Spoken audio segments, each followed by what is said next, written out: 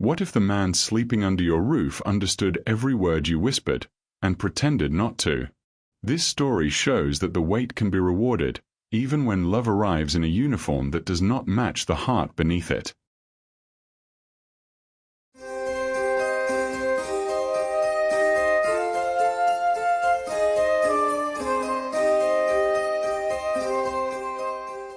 Naples, the autumn of 1944, smelt of salt, smoke, and bread that no longer existed.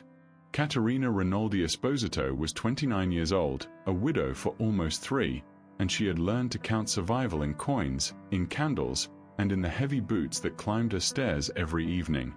Her husband had died somewhere in North Africa, in a letter that arrived months after the fact, and the flat on Vico San Liborio was all she had left. To keep it, she let 2 rooms to American soldiers. She cooked what she could find. She washed their shirts. She did not smile more than necessary.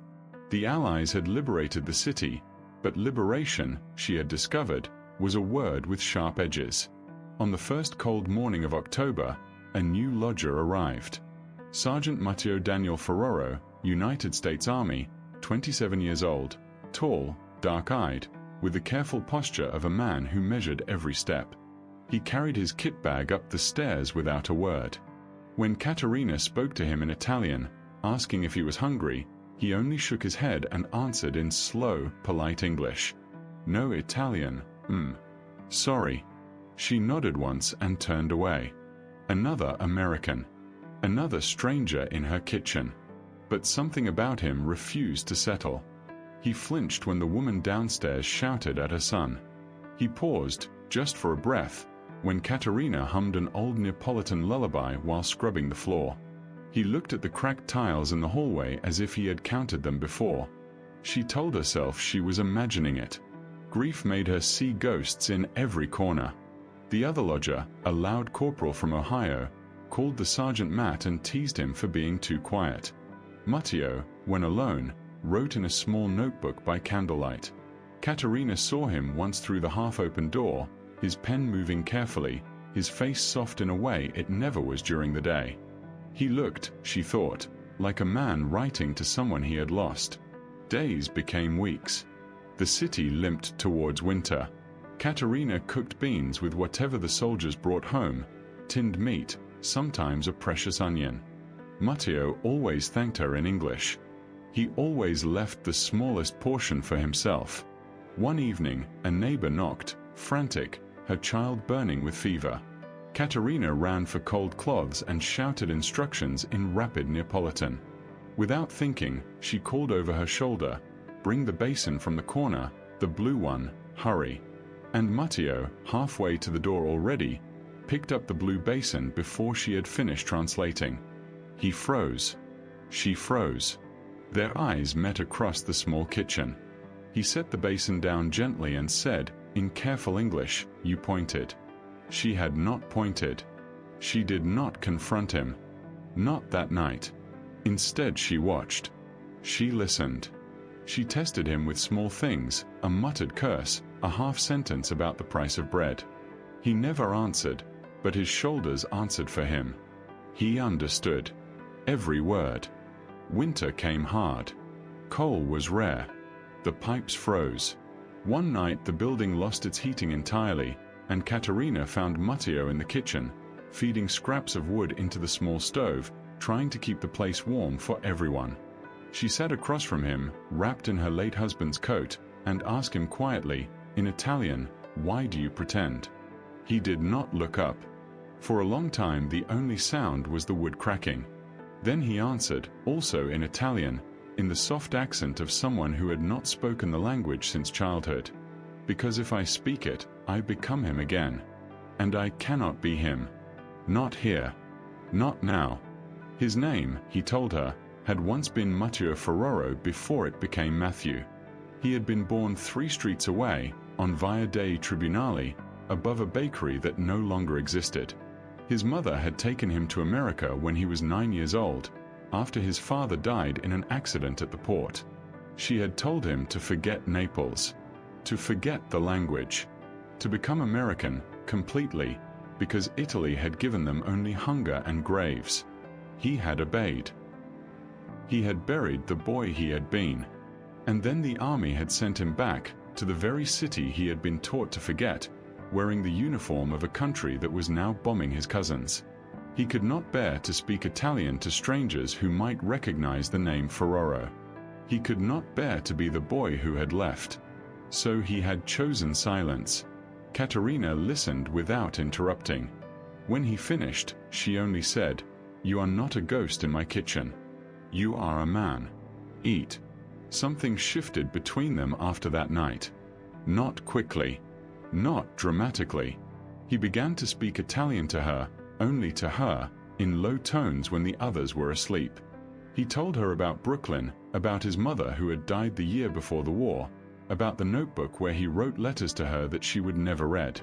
Caterina told him about her husband, a kind man she had loved without passion, and about the child she had lost in the first year of marriage, a grief she had never spoken aloud. They sat at the small table and shared truths the way other people shared bread. He started helping her in ways that were not part of the rent. He fixed the broken shutter. He carried water up 4 flights when the pump failed.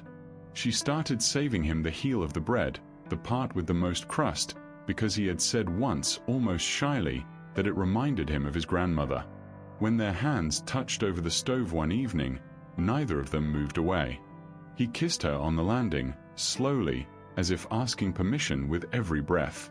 She kissed him back, and for the first time in 3 years she felt warm from the inside. But Naples was a small city, and uniforms attracted attention.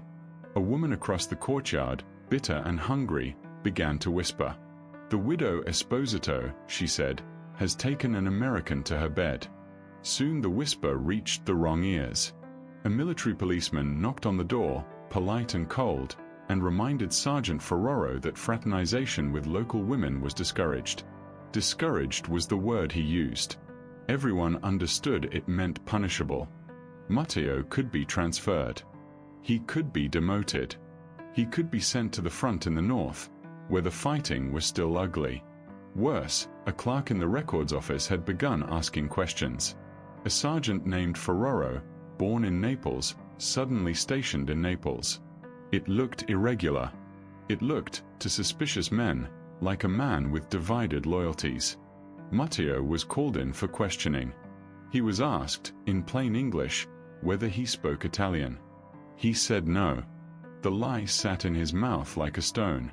That night he told Caterina he had to leave the flat. If he stayed, she would be marked. Her ration card could be revoked.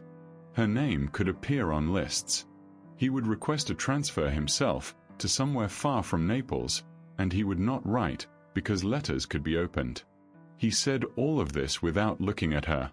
She listened with her hands folded tightly in her lap. When he finished, she stood up and walked to the window. "Then go," she said. "But do not pretend this is for me. This is because you are still trying to be the boy who forgets." He left the next morning. The flat felt enormous and empty. For 3 weeks Caterina cooked for one less person and told herself she had survived worse. She had. She would. Then the letter came. Not from Matteo.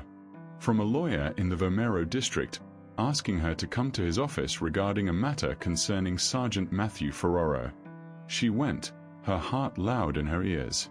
The lawyer, a small man with kind eyes, explained that the sergeant had filed papers before his transfer. He had located the deed to a small property in the Spanish Quarter, a building that had belonged to his father before the family emigrated. He had signed it over to her.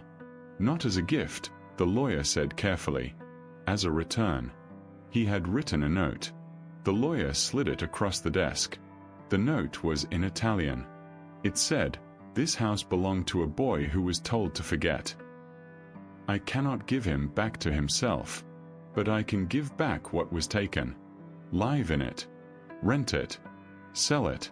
It is yours. I am sorry I could not be braver in your kitchen. Motto." Caterina sat in the lawyer's office and cried for the first time since the telegram about her husband. Then she dried her face and asked where the sergeant had been transferred. The lawyer hesitated. He had not been transferred, he said. He had refused the transfer. He had requested discharge instead, citing family origin in the city. The request had been granted only that morning. He was, the lawyer believed, still in Naples, at the port, waiting for a ship home. She ran. Through streets she had walked for 10 years, past the cathedral, past the market with its empty stalls, down the long hill to the harbor. The wind off the bay was cold and full of salt. She found him on a bench near the customs house, his kit bag at his feet, his discharge papers in his hand. He stood when he saw her. He did not speak.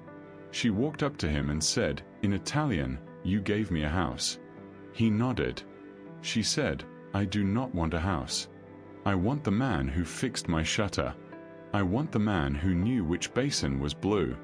He closed his eyes. When he opened them, he was crying, quietly, the way men cry when they have practiced silence for too long. He said, "I was afraid that if I stayed, I would ruin your life." She said, "You already changed it. Stay and finish what you started." They did not marry quickly. They were not foolish. He found work as a translator for the Reconstruction Office, finally using the language he had buried, helping American engineers speak to Neapolitan workers. She kept the flat on Vico San Liborio and slowly, with his help, repaired the building in the Spanish Quarter. They opened the ground floor as a small trattoria, 6 tables, simple food, the recipes of his grandmother and her mother braided together on every plate. They married in the spring of 1946, in a small church with cracked frescoes, in front of 12 people and one very loud accordion. He wore a borrowed suit. She wore a dress made from a tablecloth her aunt had hidden through the war. When the priest asked him to repeat the vows, he said them in Italian, clearly, without flinching, in the voice of a man who had finally come home to his own name.